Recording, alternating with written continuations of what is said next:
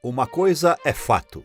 Se hoje temos matemática, filosofia, astronomia, medicina, física, cinema e política, é graças à Grécia.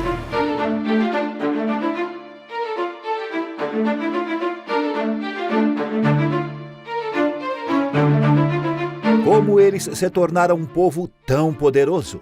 E como e por que teve o seu declínio?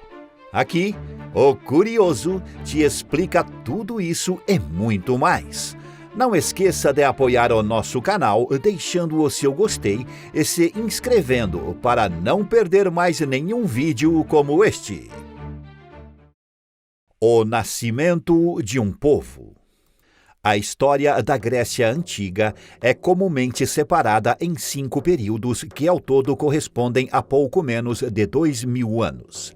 A Grécia Antiga surgiu a partir da miscigenação entre diferentes grupos étnicos indo-europeus, sendo eles os aqueus, jônios, eólios e dórios. Para os músicos, esses nomes soam bastante familiar.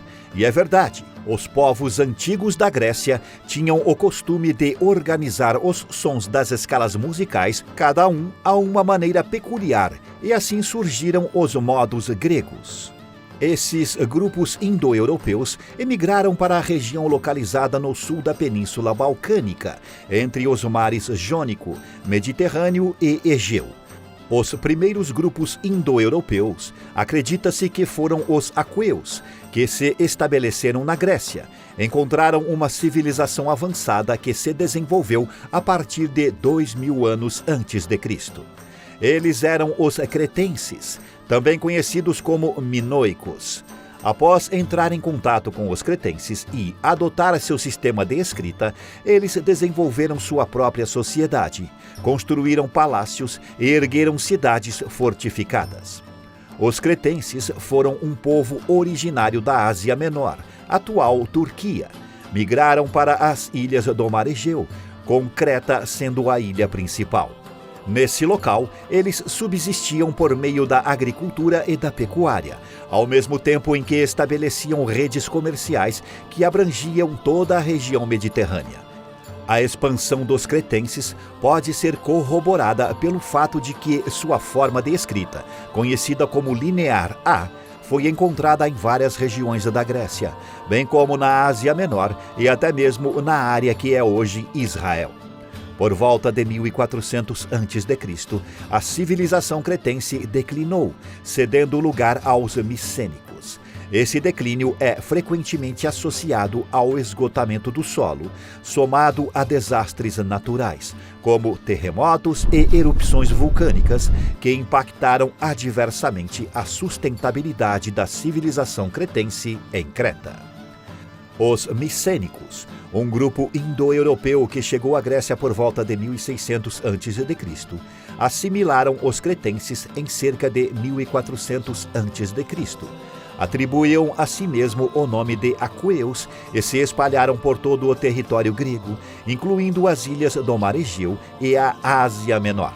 A integração da cultura micênica com a cretense teve uma influência significativa na formação da cultura grega. A sociedade micênica era caracterizada por cidades-estado, governadas por reis que residiam em grandes palácios e estabeleciam redes comerciais. Graças às atividades comerciais, os micênicos desenvolveram um sistema de escrita semelhante ao utilizado pelos cretenses, conhecido como linear B, que já incorporava características da língua grega.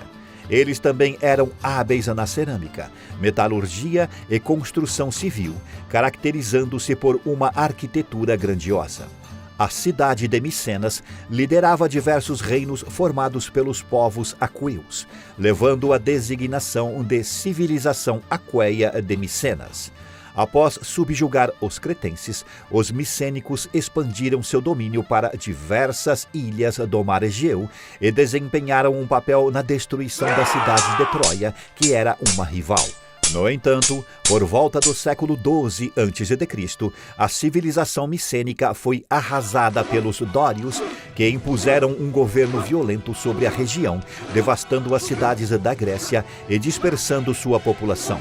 Esse evento resultou na formação de várias colônias e é conhecido como a primeira diáspora grega. As invasões dóricas tiveram um impacto significativo nas interações sociais e comerciais das sociedades gregas. Em algumas áreas, surgiram as comunidades dos gênos, que consistiam em agrupamentos de várias famílias que compartilhavam um ancestral em comum. Dentro dessas comunidades, os recursos eram coletivamente compartilhados e o trabalho, incluindo atividades agrícolas e criação de gado, era realizado de maneira cooperativa. Os bens e recursos eram distribuídos igualmente entre os membros dos gênos, sob a orientação de um líder comunitário chamado pater. O pater desempenhava diversas funções, incluindo aspectos religiosos, administrativos e judiciais, desempenhando um papel central na vida da comunidade gênos. Por questões de sobrevivência, muitos dos gênos optaram por se unir a outros, formando irmandades frátrias. No entanto, essa união frequentemente resultava em problemas significativos, uma vez que ampliava as disparidades de poder e dava origem a conflitos relacionados à posse de terras.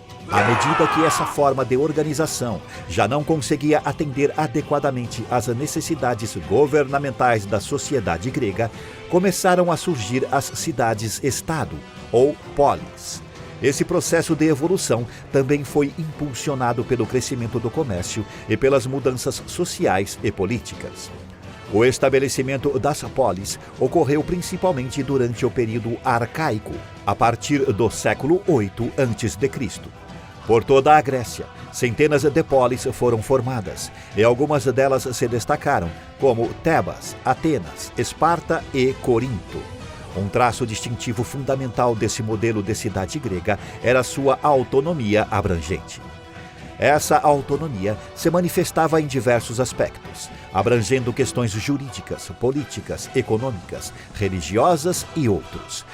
Isso significa que a Grécia nunca foi caracterizada como um império com um território unificado e fronteiras claramente definidas. Em vez disso, a Grécia consistia principalmente em uma região que reunia populações com língua e cultura compartilhadas.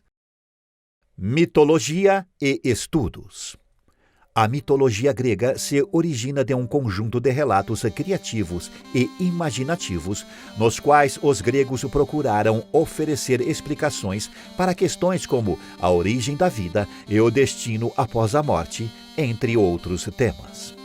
Os deuses gregos eram honrados por meio de competições esportivas e jogos, levando ao surgimento dos Jogos Olímpicos, realizados no Monte Olimpo, considerado a morada dos deuses. Dentro do vasto universo de mitos gregos, um deles é o mito que se originou na ilha de Creta. De acordo com registros históricos e vestígios deixados pelos gregos, na ilha de Creta havia um labirinto intransponível, do qual ninguém que entrava conseguia encontrar a saída. Este labirinto era notável pela presença do Minotauro, uma figura mitológica com corpo humano e cabeça de touro. Este mito surgiu após a vitória de Atenas sobre Creta, sendo que Atenas enviava oferendas anuais para Creta, incluindo um tributo humano para o Minotauro.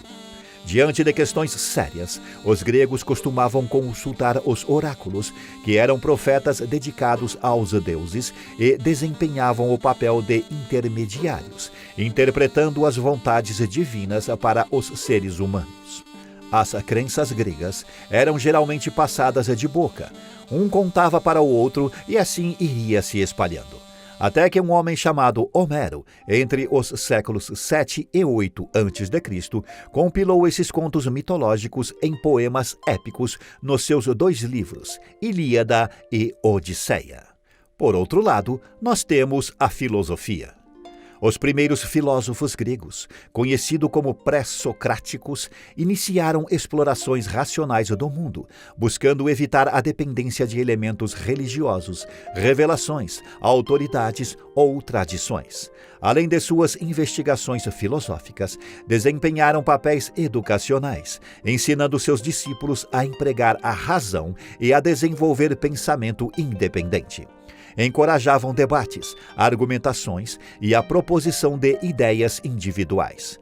Ativos do século VI a.C. até o início do século V a.C., esses filósofos pioneiros são conhecidos como pré-socráticos, antecedendo Sócrates, o primeiro a sistematizar um método de pensamento registrado para as futuras gerações. Tales de Mileto, um dos filósofos pré-socráticos mais influentes e considerado o primeiro filósofo ocidental, atuou por volta de 580 a.C. Ele viajou pelo Egito e pelo Oriente Médio, onde adquiriu conhecimentos matemáticos e astronômicos. Os egípcios eram habilidosos em matemática, aplicada principalmente à construção, mas não a estudavam sistematicamente. Tales introduziu o estudo sistemático da matemática na Grécia, aprimorando estudos astronômicos e desenvolvendo o Teorema de Tales, permitindo calcular a altura de pirâmides com base em linhas paralelas e transversais. Por volta de 585 a.C., Tales previu um eclipse solar, marcando sua maturidade intelectual e possivelmente o início da filosofia.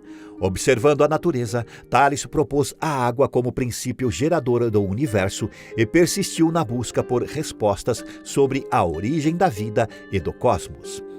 A filosofia dos primeiros tempos não era semelhante à que conhecemos hoje. Na antiguidade, a filosofia incluía um corpo de conhecimentos cultivados sistematicamente, abrangendo ciências naturais e matemática. Com o tempo, a filosofia expandiu seu escopo, incorporando áreas como ética, política, metafísica, teoria do conhecimento, lógica, estética e muito mais. Pitágoras, que cunhou o termo filosofia, enfatizou a ligação entre filosofia e matemática, alegando que a linguagem matemática expressava com precisão as estruturas do universo.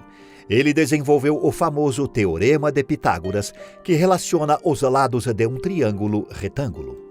Sócrates, frequentemente considerado o pioneiro da filosofia, tal como a conhecemos hoje, acreditava em verdades universais alcançáveis pela reflexão. Ele enfatizava a importância do conhece-te a ti mesmo, um princípio universal, e conduzia diálogos para levar os interlocutores a reconhecer sua própria ignorância. Isso constituía a primeira fase de seu método socrático, chamada de ironia ou refutação. Platão, discípulo de Sócrates, desenvolveu a dialética, enriquecendo o diálogo filosófico com a criação de novas ideias a partir de tese e antítese. Ele é mais conhecido por sua contribuição ao idealismo, que postula que a verdadeira essência e conhecimento residem nas ideias e conceitos ideais, enquanto nossos sentidos oferecem apenas conhecimento inferior e ilusório. Ele também formulou uma teoria política com base nesse idealismo e descreveu a alegoria da caverna para ilustrar a superioridade do conhecimento proveniente do mundo das ideias. Aristóteles, um discípulo de Platão, defendia a democracia e enfatizava a moderação como caminho para a felicidade na sociedade. Ele desenvolveu a metafísica, explorou a lógica clássica e enfatizou a observação e os sentidos corporais para obter conhecimento prático. Seu legado influenciou a filosofia escolástica e a filosofia moderna, desafiando o modelo platônico de conhecimento baseado nas ideias eternas. As Guerras Médicas. Entre 500 a.C. e 448 a.C., ocorreram as Guerras Médicas, um conflito entre gregos e persas pela supremacia do mundo antigo. O termo médicas deriva do modo como os gregos se referiam aos persas, conhecidos como medos. A expansão persa ameaçou as cidades-estados gregas, e a guerra teve como principal motivação a resposta grega à invasão persa da Grécia continental. As cidades-estados gregas uniram-se notavelmente para defender seu território contra um inimigo comum, resultando na vitória que consolidou o poder grego na época. A Primeira Guerra Médica, em 490 a.C., foi uma tentativa do rei persa Dário de incorporar a Grécia em seu império. A batalha ocorreu em Maratona, onde os gregos, apesar de estarem em menor número, derrotaram os persas. O nome Maratona também se associa à corrida de 42,195 quilômetros em homenagem a um mensageiro que correu até Atenas para informar sobre a vitória, sofrendo um ataque cardíaco após o esforço. A segunda fase das guerras médicas se desenrolou em 480 a.C., quando os atenienses criaram a Liga de Delos, uma aliança militar para fortalecer as defesas gregas contra ameaças externas, como as invasões persas. Xerxes, sucessor de seu pai Dário como rei persa, procurou vingar a derrota na Primeira Guerra Médica, levando à Batalha de Salamina, onde os gregos saíram novamente vitoriosos. Os persas aceitaram o Tratado de Susa, reconhecendo o controle grego sobre a Ásia Menor e comprometendo-se a não invadir territórios gregos no futuro. O começo do fim. Mesmo os gregos sendo um povo que dividia a mesma cultura e mesmas crenças, isso não foi o suficiente para que seja um país unido. A região da Grécia era composta de várias polis, cidade-estado, que sempre estavam em guerra, especialmente Esparta e Atenas. Entre os anos de 431 e 401 a.C., ocorreu a Guerra de Peloponeso, para decidir quem ficaria com o domínio da Grécia.